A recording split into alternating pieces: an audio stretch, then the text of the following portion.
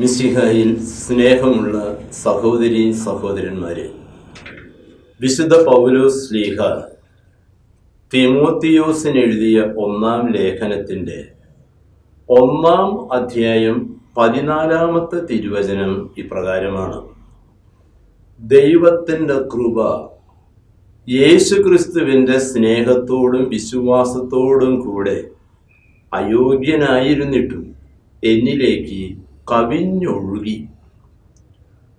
3 പതിറ്റാണ്ടുകൾക്ക് മുൻപ് അതേ ദൈവത്തിൻ്റെ അത്ര തന്നെ കൃപയും കാരുണ്യവും മലബാർ പ്രദേശത്ത് നിന്ന് വയനാട് ചുരമിറങ്ങി പൂരനഗരിയിലേക്ക് സ്നേഹപ്പുഴയായി ആത്മീയ പ്രവാഹമായി ഒഴുകിയെത്തി.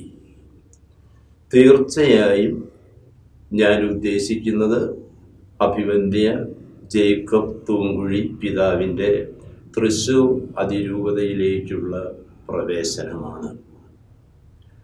പാവങ്ങളുടെ പിതാവ് എന്ന് പരക്കെ പറയപ്പെട്ടിരുന്ന മാർ ജോസഫ് കുണ്ടുകുളം പിതാവിൻ്റെ പിൻഗാമിയായി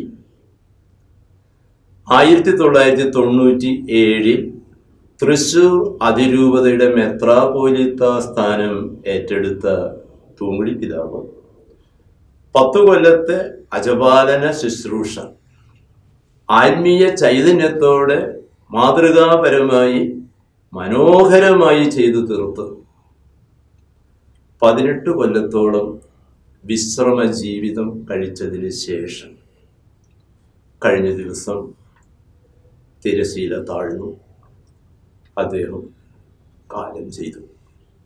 അഭിവന്ദ്യ പിതാവിനെ കുറിച്ച് ഓർമ്മിക്കുമ്പോൾ പത്രമാധ്യമങ്ങളും ചാനലുകാരും ഒരുപാട് പേർ പ്രകീർത്തിക്കുന്ന ഒരുപാട് നന്മകളും ഗുണഗണങ്ങളും ഉണ്ട്.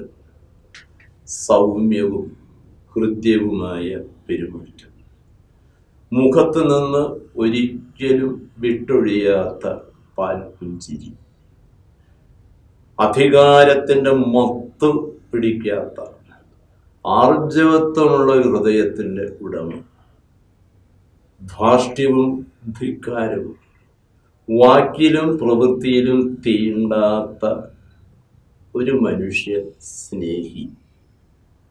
ഓരോ ദിവസവും സ്വർഗസ്ഥനായ ഞങ്ങളുടെ പിതാവേ എന്ന് വിളിക്കുമ്പോൾ പ്രാർത്ഥിക്കുമ്പോൾ ഒരുപാട് പേരുടെ ഹൃദയത്തിൽ മനോമുകുരത്തിൽ തൂങ്കുഴി പിതാവിൻ്റെ ചിത്രമുണ്ട് എന്ന് പറഞ്ഞാൽ, ഉണ്ടായിരിക്കും എന്ന് കൂടി പറഞ്ഞാൽ അതിലല്പവും അതിശയോക്തിയില്ല.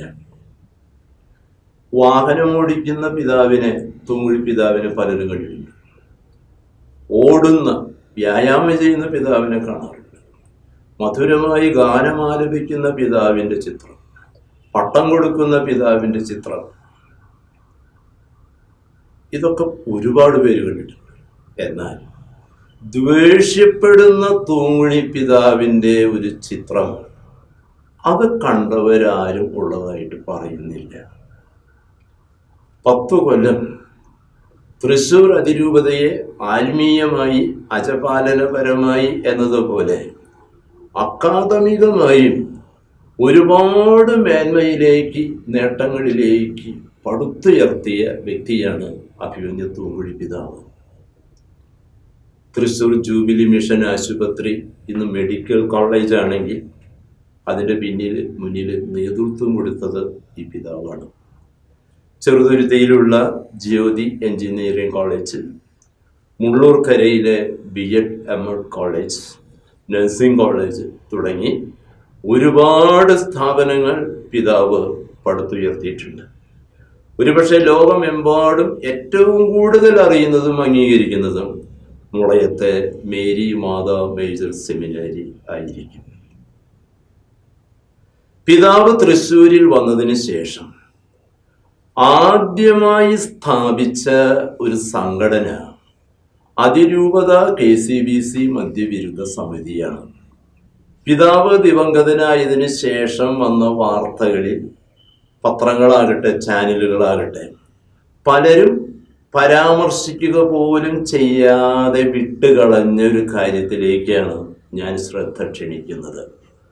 പിതാവ് തൃശ്ശൂരിൽ വന്ന് ആദ്യമായി സ്ഥാപിച്ച സംഘടന KCBC മദ്യവിരുദ്ധ സമിതിയാണ്. എന്തുകൊണ്ടാണ് അദ്ദേഹം തുടക്കത്തിൽ അത് ചെയ്തത് എന്ന് ഒന്ന് ആലോചിക്കണമല്ലോ. രാഷ്ട്രപിതാവായ മഹാത്മാ ഗാന്ധിജിയുടെ സുന്ദര സ്വപ്നമായിരുന്നു മദ്യനിരോധനം. അദ്ദേഹത്തിന്റെ സ്വാധീനത്തിൽ പിൽക്കാലത്ത് ഇന്ത്യൻ ഭരണഘടനയുടെ ഉദ്ദേശ ലക്ഷ്യങ്ങളിൽ തന്നെ അത് ആലേഖനം ചെയ്യപ്പെട്ടിട്ടുമുണ്ട്. ഇവിടുത്തെ അടിസ്ഥാന വർഗങ്ങൾക്ക് സാമ്പത്തികമായി സ്വയം പര്യാപ്തതയുടെ നിലനിൽപ്പിന്റെ കൃപ ലഭിക്കണമെങ്കിൽ മദ്യനിരോധനം ഉണ്ടാകണമെന്ന് ഗാന്ധിജിക്ക് നിർബന്ധമായിരുന്നു. ഗാന്ധിജിയുടെ ആ നിയതമായ നിലപാടിന്റെ തെക്കേ ഇന്ത്യയിലെ ആൾരൂപമായിരുന്നു ഈ കൊച്ചു കേരളക്കരയിലെ പ്രൊഫസർ മന്മഥൻ. കേരളം എന്ന മാവേലി നാട് മദ്യനിരോധനമില്ലെങ്കിൽ ചാവേലി നാടാകുമെന്ന് പ്രഖ്യാപിച്ച, അതിനുവേണ്ടി ജീവിതം ഒഴിഞ്ഞു വെച്ച ആ മന്മഥൻ സാറ് തെക്കൻ കേരളത്തിലായിരുന്നെങ്കിൽ അദ്ദേഹത്തിൻ്റെ ഒപ്പം സമകാലീനനായി സമശീർഷനായി ഒരു മലബാറിൽ ഒരു വള്ളോപ്പിള്ളി പിതാവുണ്ടായിരുന്നു.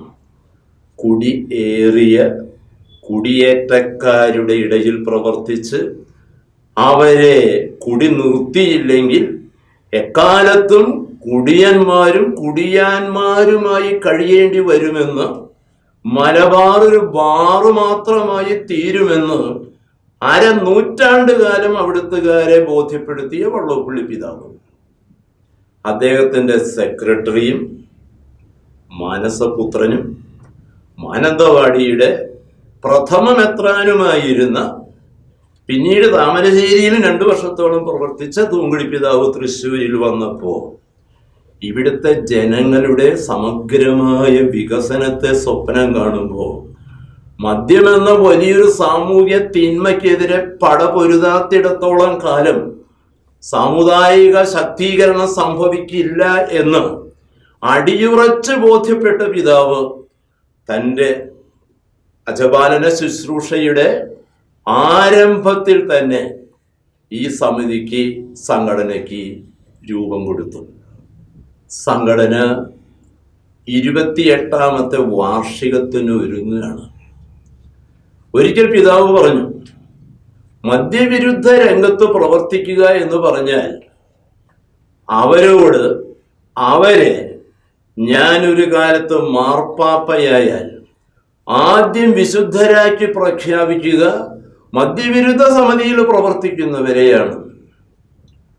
പിതാവിൻ്റെ വാക്കുകൾ അക്ഷരാർത്ഥത്തിലല്ലെങ്കിലും അങ്ങനെ വിശുദ്ധരായി ജീവിക്കാനും മരിക്കാനും ആയിത്തീരാനും കൊതിക്കുകയും കാത്തിരിക്കുകയും ചെയ്യുന്ന ഒരുപാട് പേര് ഈ ഒക്ടോബർ 2-ാം തീയതി തൃശ്ശൂർ പുത്തൻപള്ളി ബസിലിക്ക ഹാളിൽ ഒത്തുചേരുന്നത് വാർഷികം കൊണ്ടാടാൻ എന്നതിനേക്കാൾ സ്ഥാപക പിതാവിനോടുള്ള സ്നേഹാദരങ്ങൾ പ്രകടിപ്പിക്കാനായിരിക്കും.